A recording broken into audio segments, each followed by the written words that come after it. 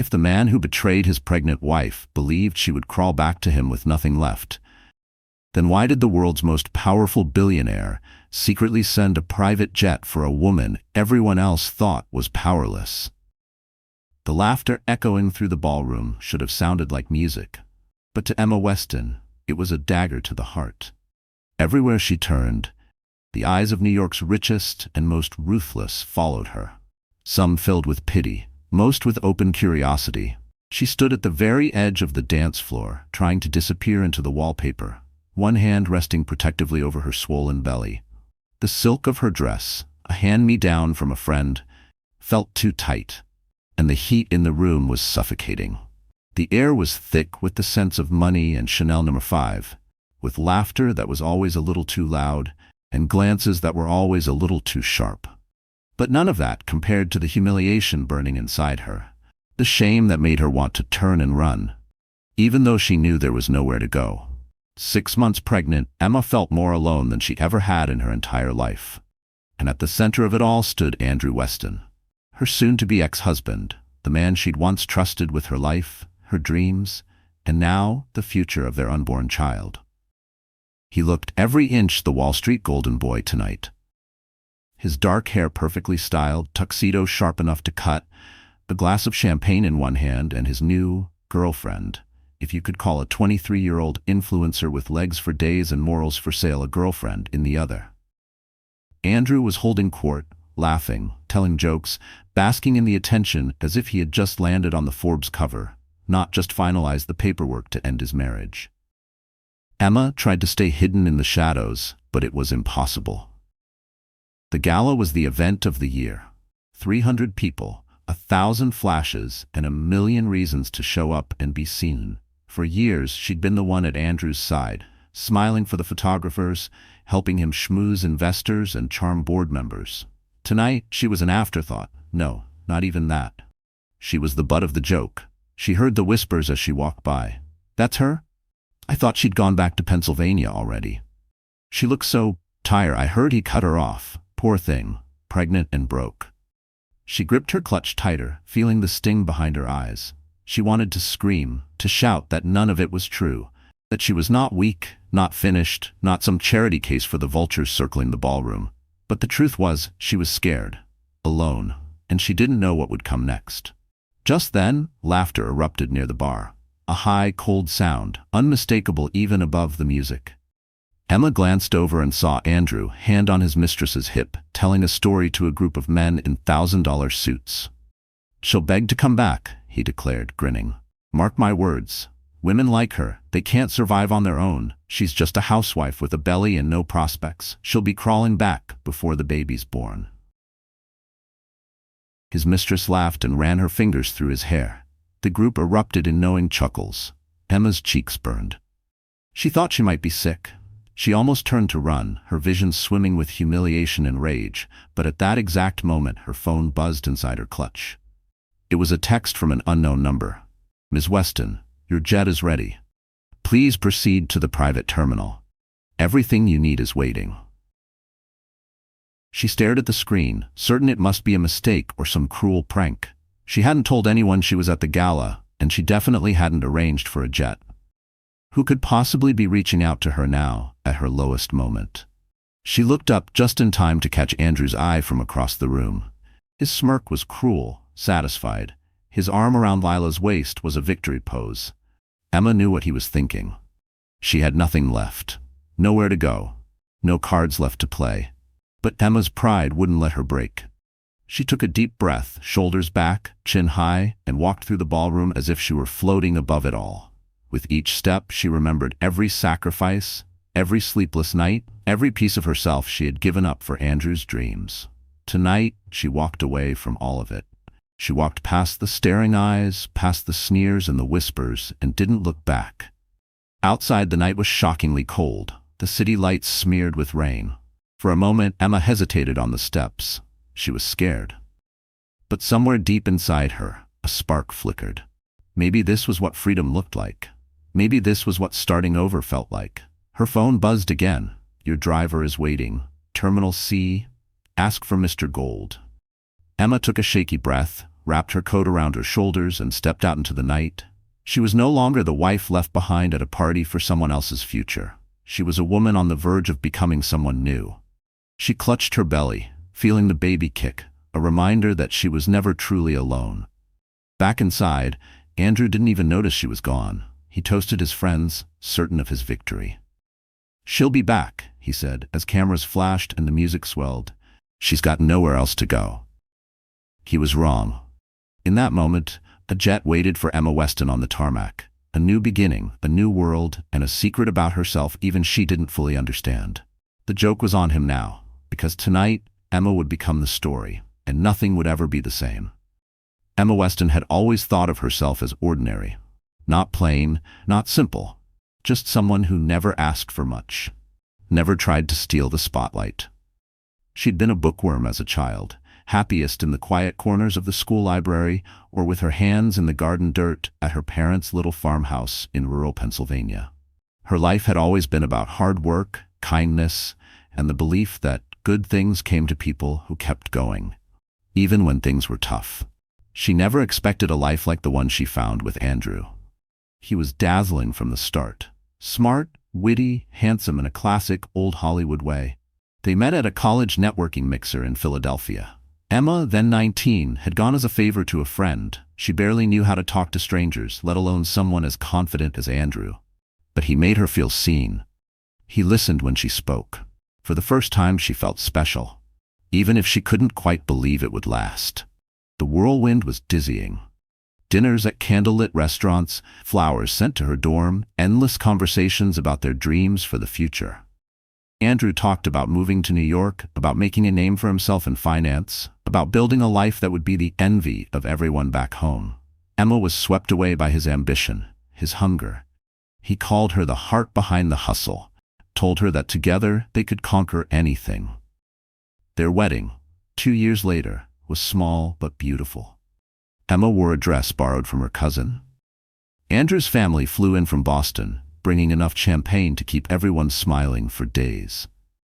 They moved into a shoebox apartment in Queens, scraping by on Andrew's first analyst salary and Emma's part-time job at a children's bookstore. It wasn't glamorous, but Emma loved it. She made their place feel like home, cooking dinners in a tiny kitchen and writing little notes for Andrew to find before his early morning commutes. As Andrew climbed the corporate ladder, everything changed. The apartments got bigger, the parties fancier. Emma learned how to navigate society events, how to smile and shake hands, how to keep quiet about the loneliness creeping in around the edges. Andrew's hours grew longer, his promises more fleeting. Emma poured herself into their home, organizing charity drives, volunteering, and waiting up at night for him to come home. She believed that being supportive was what a good wife did. She had always imagined herself as a mother. She pictured a life filled with little footsteps, bedtime stories, and laughter echoing through sunlit rooms. When she found out she was pregnant, it felt like her whole world had snapped back into color. Andrew had seemed happy at first. He hugged her tightly, told her this was the next step for their legacy. For a brief moment, Emma let herself believe that their family was coming together, that the distance between them would finally shrink. But with every week that passed, Andrew's attention wandered further away. He was always working, always traveling, always just out of reach. When Emma tried to talk to him, to tell him about her fears or her hopes for their child, he brushed her off with a distracted kiss or a quick promise to make it up to her. The man who once told her she was his whole world now barely seemed to notice when she was in the room. And then there were the secrets. The late-night texts, the unexplained charges, the cold, dismissive attitude whenever she asked questions. Emma found herself shrinking, trying to take up less and less space. She thought if she was quieter, more understanding, less demanding, Andrew would come back to her. She tried to be the perfect wife, hosting dinner parties, keeping up appearances, making excuses for him to friends and family who started to notice the cracks. It was the day she found a lipstick-stained napkin in his jacket pocket that everything changed. It wasn't hers. She sat on the edge of their bed for a long time, heart pounding, mind racing through every memory and every warning sign she had tried to ignore. She felt like she was losing herself, piece by piece, to a story she hadn't chosen. When she finally confronted Andrew, he didn't bother to deny it. He laughed, said she was overreacting, told her that men like him had needs, and if she couldn't handle it, maybe she wasn't cut out for life at the top. The next morning, her bank account was frozen. Her credit cards declined. She was left in their penthouse apartment, alone, pregnant, and suddenly invisible to the only man she had ever loved. Emma moved out with nothing but a suitcase and a box of baby clothes. She found a friend willing to rent her a spare room in Brooklyn. Gone were the days of fancy galas and catered dinners. Emma worked odd jobs, did freelance bookkeeping, and tried not to panic when her baby kicked at night and she wondered if she'd made the biggest mistake of her life. But what Andrew never knew, and what Emma barely let herself remember, was that she wasn't as powerless as he thought. Her late grandmother had left her a small inheritance, one she had tucked away for years, untouched. It wasn't millions, but it was enough to keep her afloat while she figured out what to do next. She used it to quietly rebuild, paying for prenatal appointments, buying groceries, and keeping the lights on. In the darkest moments, Emma held on to one truth. She was more than just a wife, more than just a victim. She was a survivor. And the world hadn't seen the last of her. Not even close. The Heart of the City Gala was more than just another charity event. It was the city's ultimate social battlefield. Under the crystal glow of the Hotel Astoria's legendary ballroom, fortunes were made, deals were sealed, and reputations were destroyed with a single whispered rumor. To outsiders, it looked like a fairy tale, all elegance and sparkling lights. To Emma, it was a cage. Emma had spent countless nights in this very room, playing the loyal wife beside Andrew as he chased donors and courted the press. She'd organized silent auctions, written thank you notes to CEOs, and stood smiling for 1,000 photographs she would never see. But tonight, she wasn't on Andrew's arm. She was a ghost drifting among strangers, clinging to the last shreds of dignity she had left. She entered the ballroom alone, unsure if she belonged at all. The doorman barely glanced at her invitation, and nobody greeted her as she walked in. Emma caught her reflection in a gilded mirror. A little pale, a little tired, but standing tall. She forced herself to breathe and stepped further inside, head held high. Every table was a diorama of New York privilege. Diamond necklaces shimmered against bare skin. Men in hand-tailored tuxedos talked business and money and the next big thing. Waiters glided past, carrying silver trays heavy with oysters and champagne. On the far side of the room, the mayor posed for selfies with a tech billionaire's wife. This was Andrew's world, and for years it had been hers too. But now everything had changed. Emma noticed how the conversation shifted as she passed by. People stared, then looked away. The same women she'd once called friends now whispered behind manicured hands. She was no longer the it girl on Andrew's arm, but a cautionary tale. The wife who lost everything. The woman who couldn't keep her husband. Emma straightened her back and kept moving. She would not give them the satisfaction of seeing her crumble. Across the room, Andrew played the part of the charming host.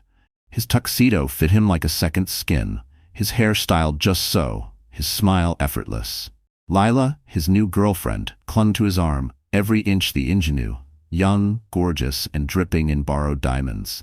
Andrew introduced her as my future to anyone who would listen, not caring that Emma could hear every word. He laughed a little too loudly, posed for the cameras, and made sure the entire room saw just how happy he was. Emma watched from a distance, wishing she could disappear.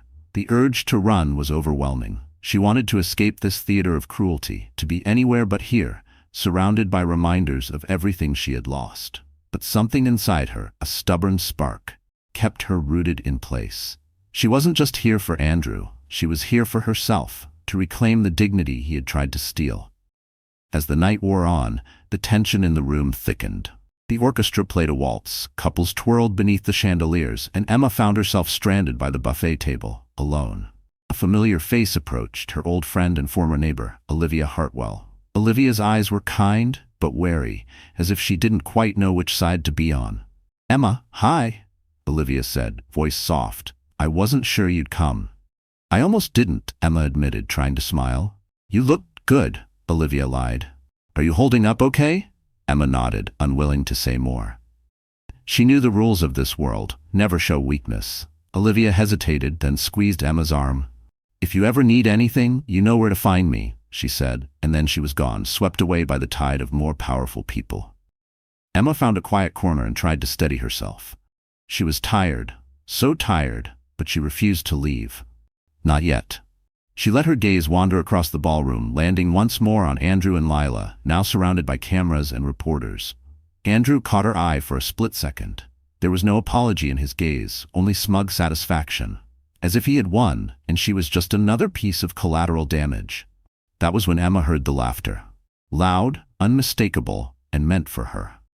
Lila was telling a story, her voice pitched to Carrie. She really thought he'd never leave her. Poor thing. I mean, look at her, she's barely holding it together. The circle of people around them laughed, not even bothering to hide it. Emma's cheeks burned. The humiliation was almost too much. For a moment, she swayed on her feet, dizzy with rage and hurt. She pressed her hand to her stomach and closed her eyes, reminding herself to breathe. The baby kicked, a flutter of hope in the darkness. Suddenly, the world shifted. Emma realized she had nothing left to lose. She was already the subject of gossip. She was already outcast. But she was still standing. No matter what Andrew or Lila said, she was not defeated. In that instant, she felt something inside her harden, resolve, not bitterness. She would not let them write her story. As midnight approached, Emma checked her phone. The mysterious message was still there. "Your jet is ready. Terminal C. Ask for Mr. Gold." It was crazy. It was reckless. But it was hers. She took one last look around the ballroom, the place where her marriage had ended, where her humiliation had peaked, and then she turned and walked out, head high. For the first time in a long time, Emma Weston felt the future rushing up to meet her, and she was not afraid. For most of the city, Andrew Weston was the golden boy. Ambitious, clever, charming in that effortless, old money way. People trusted his handshakes and followed his advice. They called him a visionary, a leader, a family man. He cultivated the perfect image, never letting anyone see the shadows lurking just behind his polished smile. But the man Emma had once married was gone. Or maybe, she thought as she rode away from the gala in the back of a silent car, he had never truly existed. Maybe she'd only fallen in love with a fantasy, the kind of fantasy Andrew spun so well. Inside the ballroom, Andrew basked in the afterglow of his social victory. His phone vibrated endlessly with texts. "Congratulations, stunning couple. Where did you find her?" For hours he played the perfect host, introducing Lila as his inspiration, his reason to believe in love again. She giggled on cue, holding his hand as if she were afraid he might float away. Lila Monroe was nothing if not ambitious. She'd grown up in Miami, one of 3 daughters in a house where beauty was a weapon and ambition was currency. At 23, she already knew how to charm a man, how to twist his words into gifts, and how to draw the eye of every woman in the room, if only to inspire envy. With Andrew, she'd found her perfect mark. Older, successful, newly single, and so desperate to prove he could trade in his old life for something younger and brighter. But Lila's charm was a double-edged sword. She was skilled at playing the perfect girlfriend, adoring in public, flirtatious at just the right moment, a little bit wild but never out of control. She whispered jokes in Andrew's ear and touched his shoulder possessively, always making sure the world saw them as a couple. But beneath the flawless surface, she was calculating, always searching for her next advantage. Andrew thrived on this new energy. He told himself he deserved happiness, that Emma was holding him back, that he'd done everything right and still gotten the short end of the stick. He didn't feel guilty for what he'd done. In fact, he felt vindicated. "She'll beg to come back," he'd bragged more than once. "She's nothing without me." He even made a bet with Lila, standing at the balcony above the gala dance floor, their drinks sweating in the humid summer air.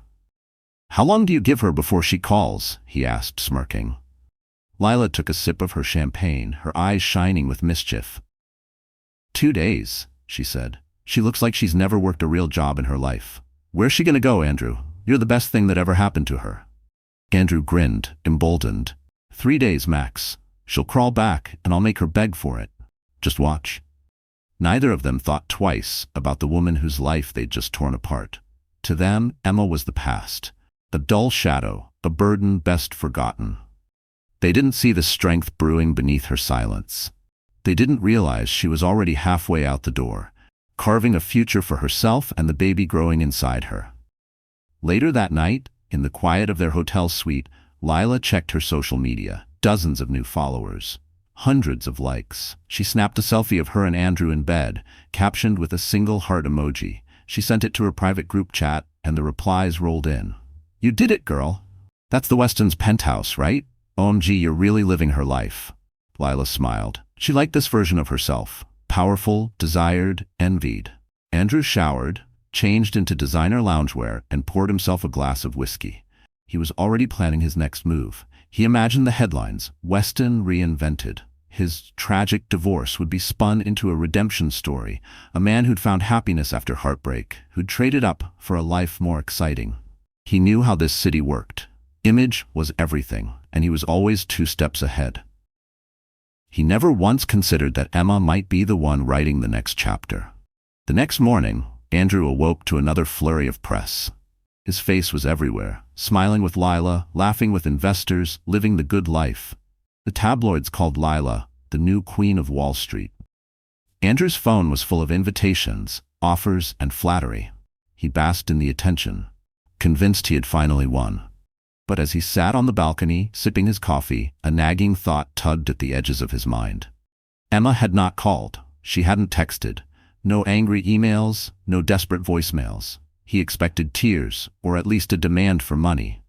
But the only thing in his inbox was a brief message from her lawyer confirming the divorce papers had been filed. He mentioned it to Lila over breakfast, trying to sound unconcerned. "I just think it's weird," he said, poking at his omelet. "She's so quiet. She's not even fighting me on the settlement. It's almost like she's just disappeared." Lila shrugged, unbothered.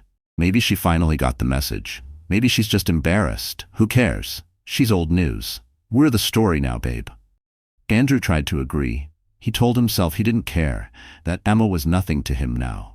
But deep down, the silence unsettled him. He liked his women predictable. He liked being the one in control. And Emma, with her quiet dignity and stubborn resilience, was suddenly an unknown variable in a game he thought he'd already won. Neither Andrew nor Lila realized just how quickly their luck was about to change, or that the nobody they'd cast aside would soon be at the center of the city's biggest scandal.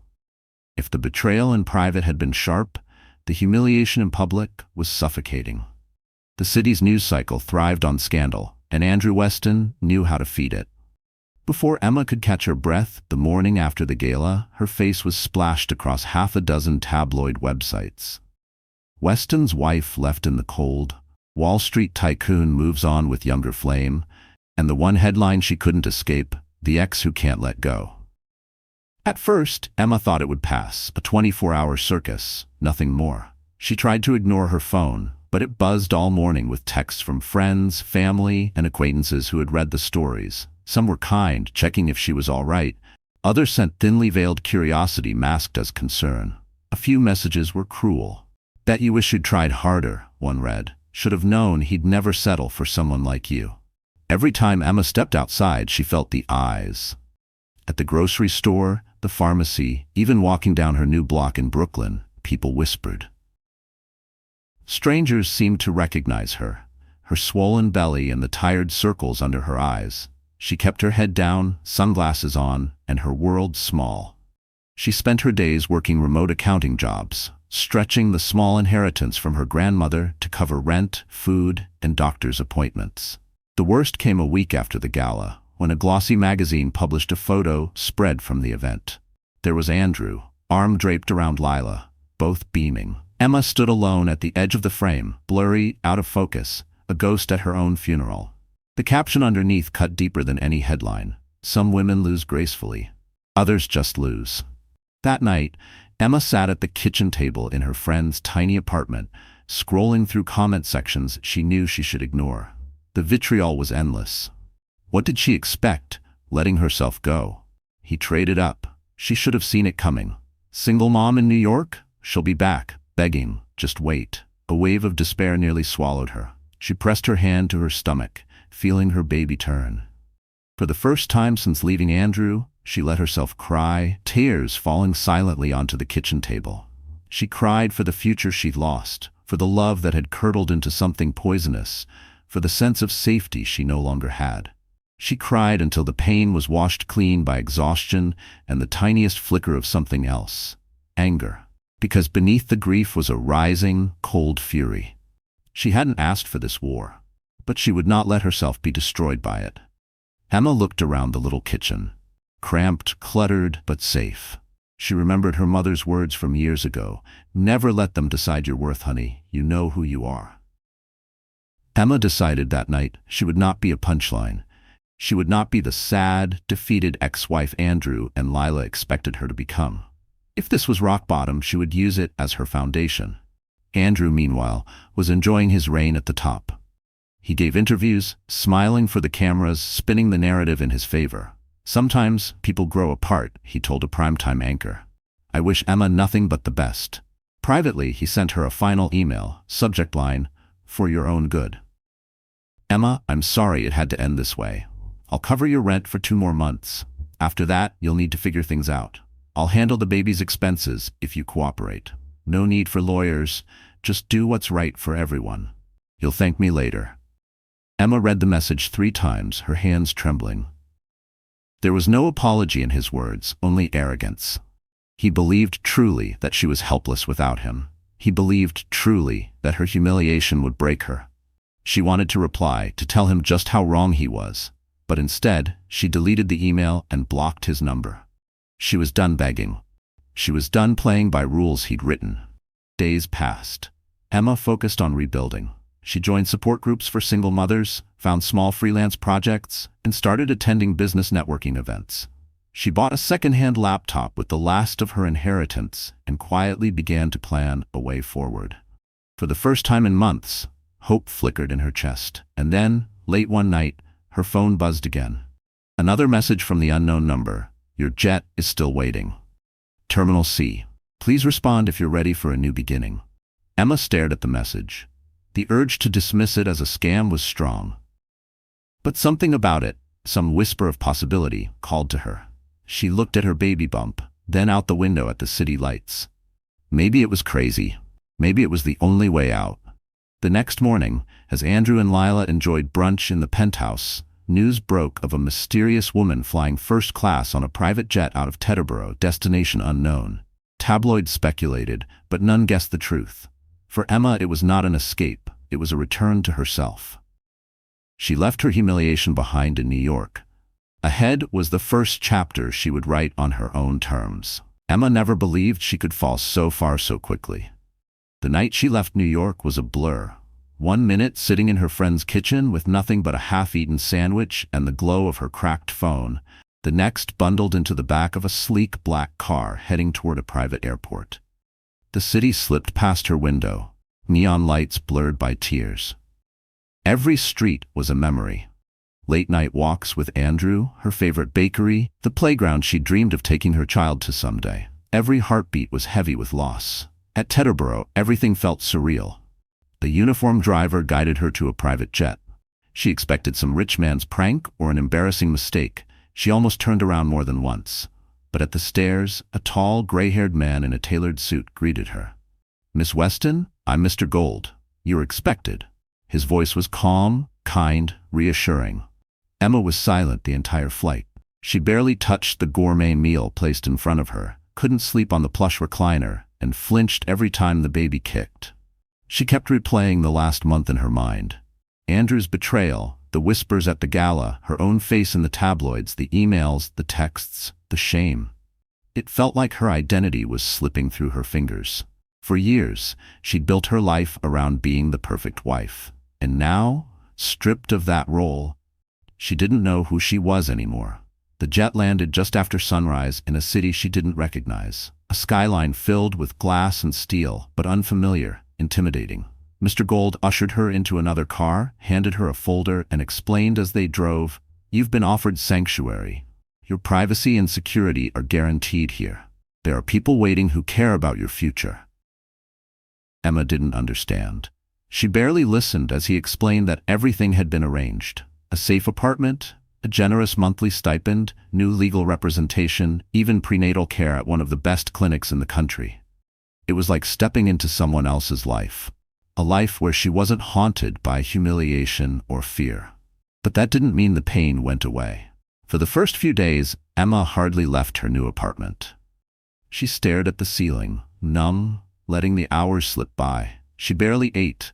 She scrolled through old photos, sometimes bursting into tears at the sight of herself smiling with Andrew, with friends, at baby shower gifts she would never open. She was haunted by doubt. Was this her fault? Had she been too naive, too trusting? Was she destined to fail on her own? She barely answered her phone when it rang, but her mother's name flashed one afternoon, and Emma let herself pick up. "Honey, where are you?" Her mom's voice trembled with worry. Emma's voice was small. "I left. I had to. I can't go back, Mom." There was a pause, then her mother said quietly, "You did the right thing, Emma. It's not your fault. You're not alone. I'm so proud of you." That night, Emma let herself grieve. She let the pain wash over her in waves. She cried until her throat was raw, until her eyes stung, until she finally collapsed into exhausted sleep. In her dreams, she saw Andrew and Lila laughing, the city judging her, her own child reaching for her hand. She woke with a scream, shaking, heart pounding, and wondered if the pain would ever leave her. Days became a blur. Emma forced herself to eat, to shower, to get dressed. She saw a therapist arranged by Mr. Gold, a gentlewoman named Dr. Chen, who listened without judgment. Emma spilled everything, her fears, her anger, her guilt. "You have been through a trauma," Dr. Chen told her. "It's okay to not be okay. You're allowed to fall apart. The important thing is that you're still here." But it wasn't easy.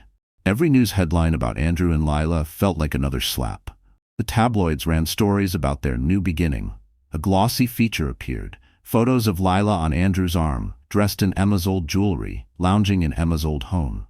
The public, it seemed, had chosen their winner. Emma felt the old panic rise every time she saw her reflection. She barely recognized herself. She felt lost, between lives, between identities, between hope and despair. She wanted to be strong for her baby, but most days she felt weak, helpless, unworthy of anything good. One evening, a storm rattled the windows of her new home. She stood in the kitchen, hands wrapped around a mug of tea, watching lightning flicker across the sky. The power flickered, and for a moment, the world outside disappeared, leaving only her and the baby. She whispered, "I'm sorry," again and again, tears sliding down her cheeks. "I don't know how to do this alone." But as the thunder faded, so did the terror. Emma felt something shift inside her. Not hope, not yet, but the smallest seed of resolve. She remembered her mother's words, "You're not alone." She thought of the kindness in Mr. Gold's eyes, the calm in Dr. Chen's voice, the tiny life inside her still growing, still fighting. She took a shaky breath and stood a little taller. She might be lost, she might be scared, but she was not defeated. Not yet. She would keep moving, step by tiny step, until she found herself again. Outside, the storm finally broke, and the city was washed clean. Emma stood at the window of her new apartment, watching the city below as the sky turned pink with the early morning sun. For days she'd been barely existing, drifting between grief and exhaustion, feeling like an exile in her own life. But something was shifting inside her. The endless tears had run dry. The questions, why me, why now, were replaced by a new one. What if this wasn't the end? What if it was only the beginning? A gentle knock sounded at her door just after breakfast. Emma opened it to find Mr. Gold standing in the hallway, crisp as always, carrying a thick envelope. "Miss Weston, do you have a moment?" His voice was respectful, never pushy.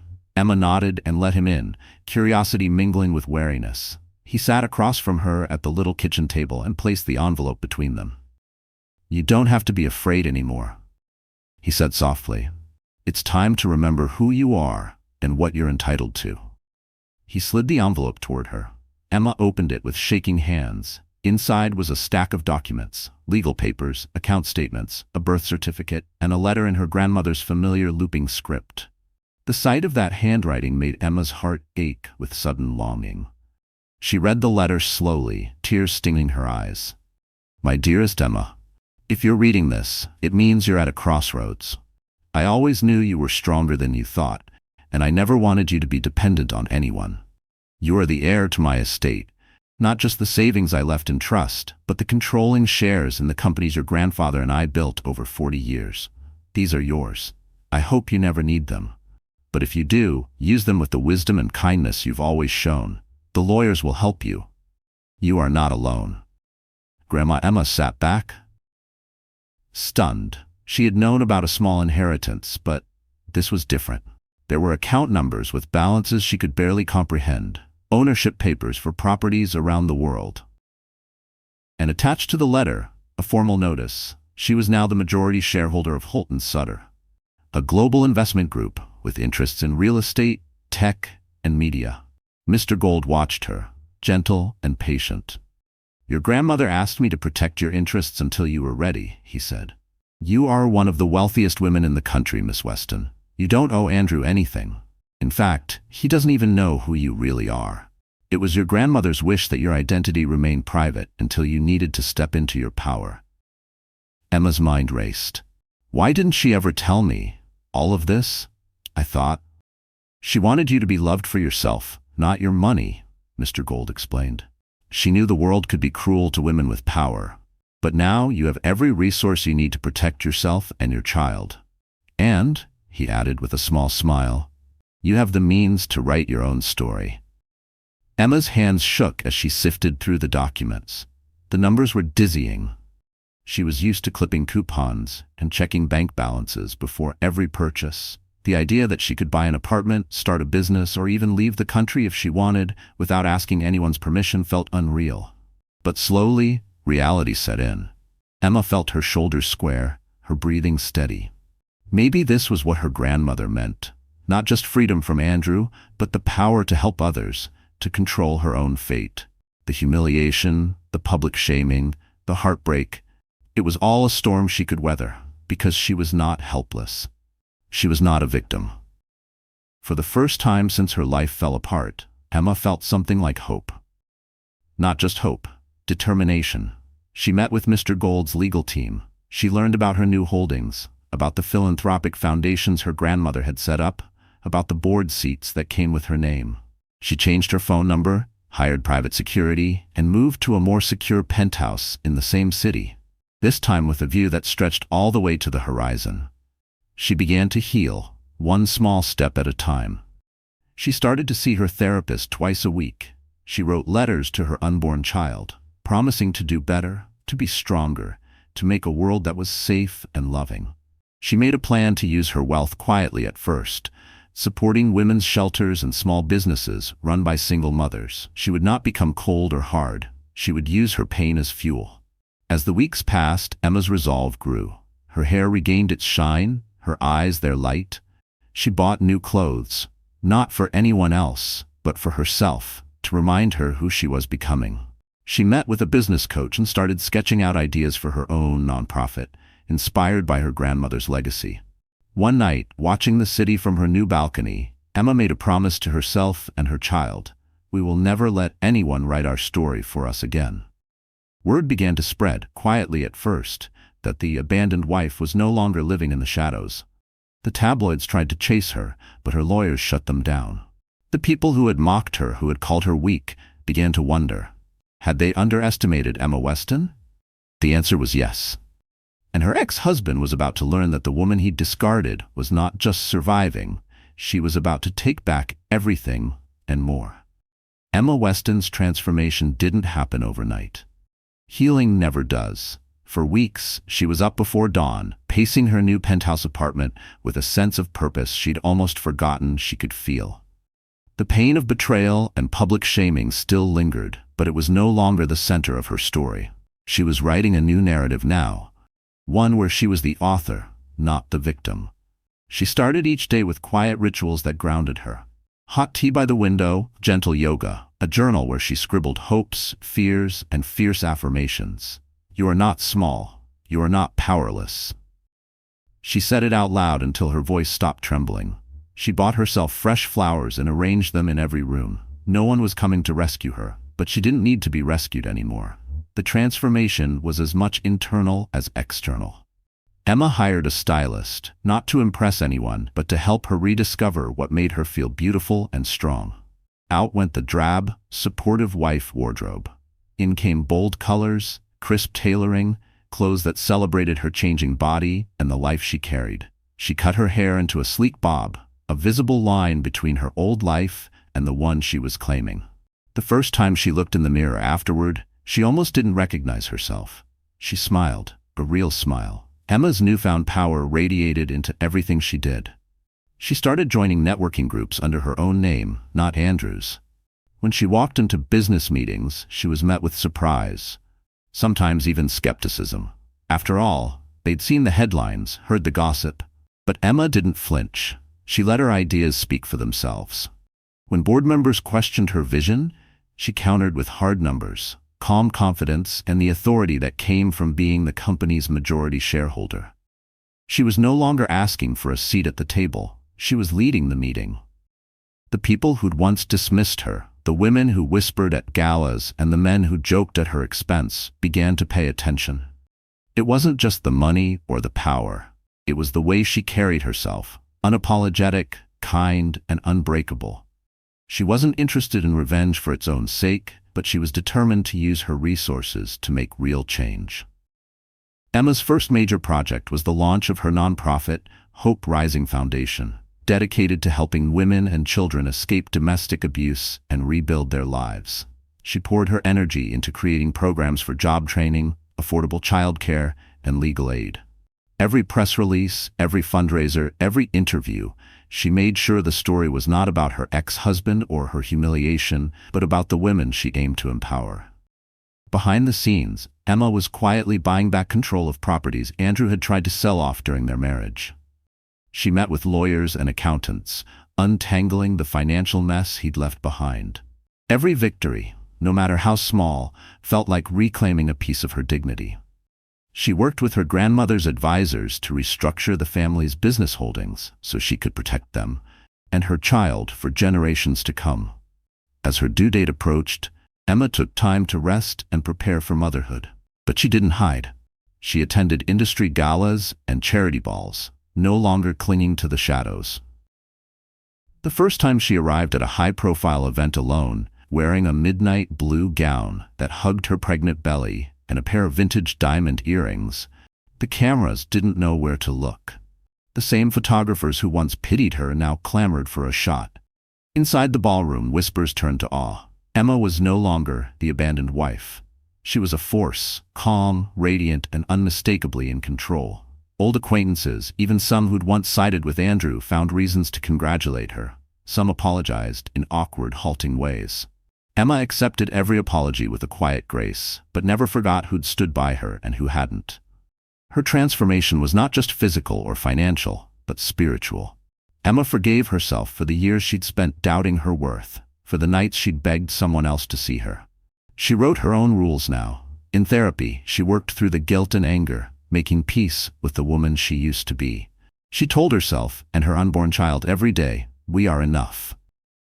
Emma's comeback didn't go unnoticed by the press. From scandal to CEO, Emma Weston's stunning transformation read one headline: the new power player on the block. But Emma didn't care for the noise.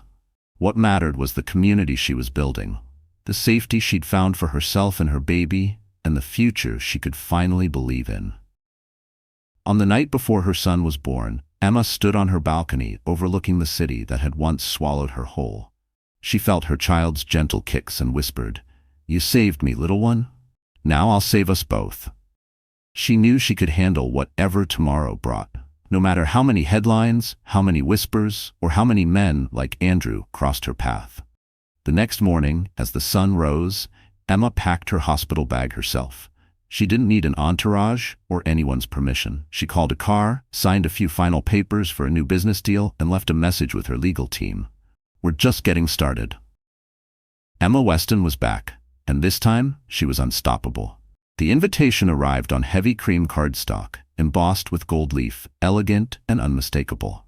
It was for the Sapphire Hearts Charity Gala, the same event where just months before Emma Weston had been humiliated and cast aside. But this time the invite was addressed not to Mrs. Andrew Weston, but to Emma L. Weston, CEO, Hope Rising Foundation, event sponsor. The change was small but seismic. This was her entrance, her moment, and Emma knew it. Word of Emma's return to society had already rippled through the city's elite. Rumors swirled. Had she landed on her feet? Was she really as powerful as the whispers claimed? Was it true she'd walked away with more than just her dignity? Emma ignored the gossip. She focused on what mattered: her work, her child, and the final act that would close the door on her old life for good. On the night of the gala, Emma arrived in a custom gown of deep emerald velvet, her hair swept up, her eyes calm and clear. She was flanked not by a date, but by her board chair, a respected CEO, and two key female partners from her foundation. As she stepped out of the car, cameras flashed, reporters jostled, and guests paused to watch her ascend the steps. For the first time in her life, Emma didn't shrink from the attention. She accepted it, even welcomed it, knowing she had nothing left to hide. Inside, the ballroom buzzed with anticipation. Andrew Weston was already there, Lila on his arm, working the room.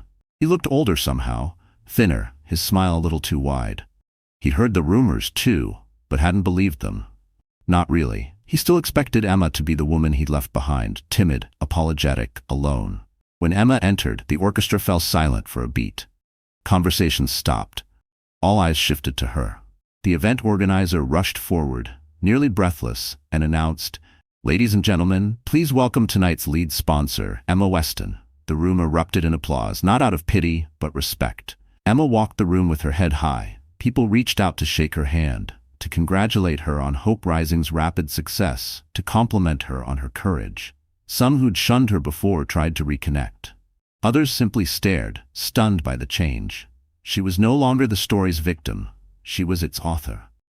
Andrew tried to approach her, but security, hired by Emma's team, intervened with smooth professionalism. "Miss Weston is occupied at the moment, Mr. Weston. Perhaps you can request a meeting through her office." The dismissal was public and deliberate. Andrew flushed, his composure faltering. Lila looked Emma up and down, eyes sharp, searching for any weakness. She found none. Emma met her gaze with calm indifference, then turned her attention back to her conversation with the senator's wife about a new citywide education initiative. Lila, feeling invisible, excused herself and disappeared into the crowd. As dinner was served, Emma took her seat at the head table. When the evening's program began, the MC introduced her for the keynote address. Emma stood, her presence commanding, and the room quieted. She spoke not of her personal story, but of her foundation's work, of single mothers given second chances, of children finding safety and hope, of building something lasting out of loss. She spoke with quiet conviction and humor, never mentioning Andrew or Lila by name, but everyone in the room knew the subtext. This was a woman who had been broken and rebuilt herself into something unbreakable. The standing ovation at the end of her speech was thunderous. Emma smiled, thanked the crowd, and stepped aside for the auction, the night's real purpose: raising millions for women in need. As the evening wore on, Emma took a private moment on the balcony, gazing out at the city skyline. She was joined by the board chair, who handed her a glass of sparkling water and said, "You did it, Emma. You changed the story." Inside, Andrew's world was crumbling. The deals he'd counted on were slipping away. Investors who once called him a genius now wanted meetings with Emma instead. Even Lila seemed distant, sensing his fall from grace. For the first time, Andrew was no longer the room's center of gravity. He was just another man, watching a woman he'd underestimated take back the spotlight. Before she left, Emma made her way past Andrew. He tried to catch her attention, desperation creeping into his voice. "Emma, can we talk? Just for a minute." She paused, looked him in the eye, and said with quiet finality, "There's nothing left to say, Andrew. Good luck." Her voice was kind, but unyielding. She walked away, leaving him behind, and was soon surrounded by allies and friends, her laughter ringing clear and bright above the music. The night ended with Hope Rising surpassing its fundraising goal, and Emma's name on everyone's lips, not as a tragedy but as a force for good. As she stepped into her car, she glanced back at the glowing ballroom. The chapter was closed. Her revenge was not cruel or loud. It was simply living well, loving her child, and making a difference. Emma Weston had reclaimed her life, her legacy, and her story. And she did it in full view of the world. The city that once swallowed her whole was now Emma Weston's kingdom. As the sun rose over the skyline, the world outside seemed fresh and full of promise. Emma stood in her penthouse nursery, holding her newborn son against her chest, watching the dawn break through the floor-to-ceiling windows. The baby slept peacefully, his tiny fingers curled around hers, each breath a gentle assurance that life could begin again, no matter how brutally it was once interrupted. She had come so far from the woman who had been humiliated and cast aside. In those first desperate days, she couldn't imagine ever feeling safe, much less powerful. But as she cradled her child, Emma knew she was more than a survivor. She was a builder, a creator, a mother, and a leader. She'd taken every wound and transformed it into strength. She'd used her pain as a map, not a prison. Her journey had become a legend in the city. Magazines, podcasts, and social media feeds were flooded with stories of her transformation. Not the salacious gossip that once haunted her, but articles on her foundation's successes, interviews where she spoke honestly about heartbreak, motherhood, and resilience. Women wrote to her by the hundreds, sharing their own struggles and thanking her for making them feel seen. "You showed me it's never too late," one message read. "If you can rise, so can I." Emma answered every letter she could.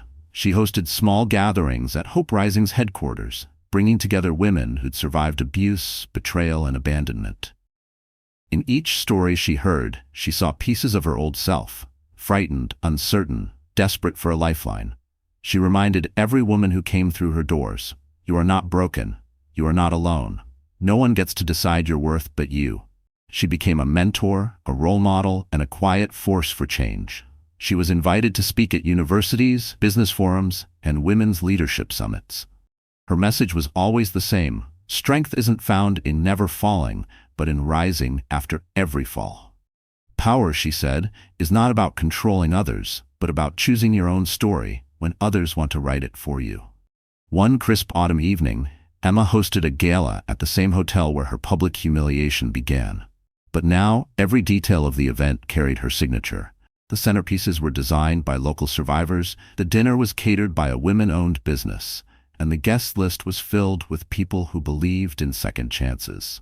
When Emma took the stage, she looked into the sea of faces, remembering her own journey from invisibility to influence. She told her story, not for pity but for hope.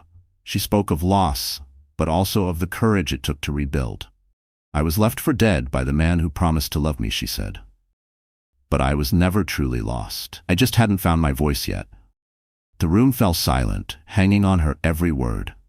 "If you remember nothing else, remember this. You are never powerless as long as you have your truth. There is no shame in starting over. There is only strength in refusing to stay silent." The applause was thunderous, but Emma didn't measure her impact by standing ovations. It was in the faces of the women who hugged her after the speech, in the phone calls from girls who dreamed bigger because of her, in the knowledge that her son would grow up seeing his mother as a champion, not a casualty. Andrew Weston's name faded from the headlines, replaced by stories of his missteps, his lost deals, his eventual obscurity. Sometimes Emma felt a pang of sorrow for the man he once was, but never regret.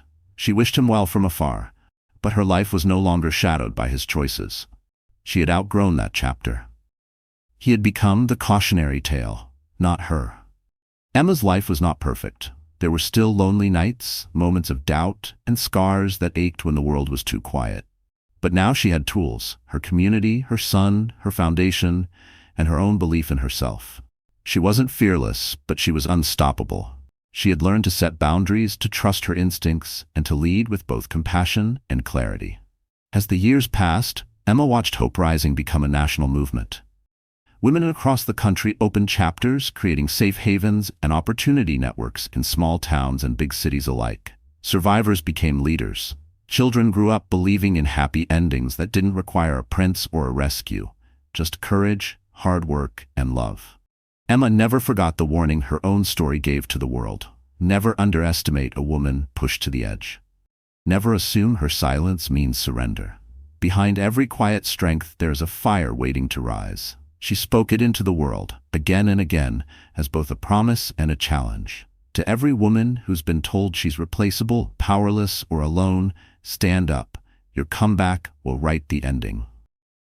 One evening, as city lights glittered and her son giggled in her lap, Emma Weston looked at the world she'd built and smiled. Hers was not a fairy tale.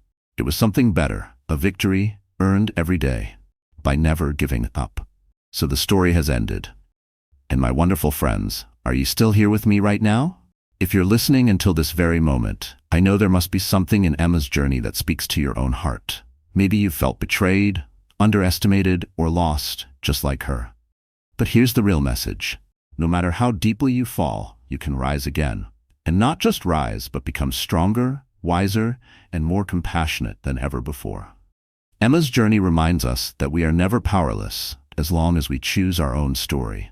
In the words of heterodox wisdom, the wound is the place where the light enters you. Healing doesn't erase the pain, but it transforms it into fuel for a brighter future. So if you've ever been made to feel small, remember, your comeback will write your ending.